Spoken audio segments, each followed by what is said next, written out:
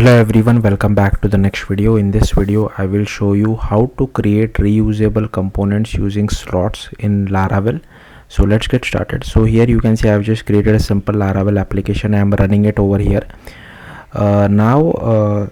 What I'll do is I'll just go to resources, views, welcome.blade.php, and I will just remove all this code. I don't need all this code, so I'll just remove this, and I will just add an h1 tag if I want. So something like this, welcome to Laravel, not 8, I think it is Laravel level at the time of me recording this video. So here you can see now we need to create a reusable component, right? So what you can do is just again you just need to go to resources, views, and here I can just create a component.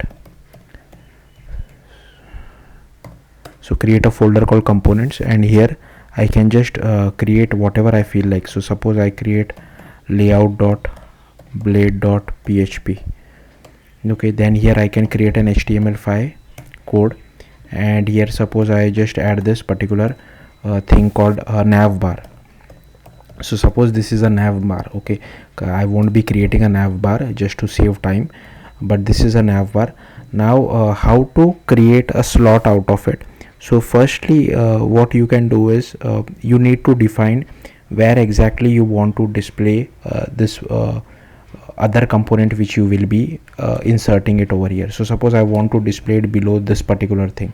So you can so this can be any HTML blade component or blade file, HTML blade file, PHP file. So it depends on you where you want to say display this. So now suppose I want to include this layout.blade.php inside welcome.blade.php. so I can just remove everything from this particular file. All you need to do, you don't require the HTML tag because that is already present inside layout.blade.php.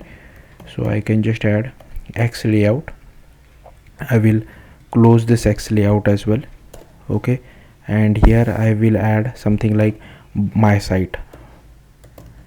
Okay, now let's try refreshing this, and here you can see this is my nav bar and this is my site.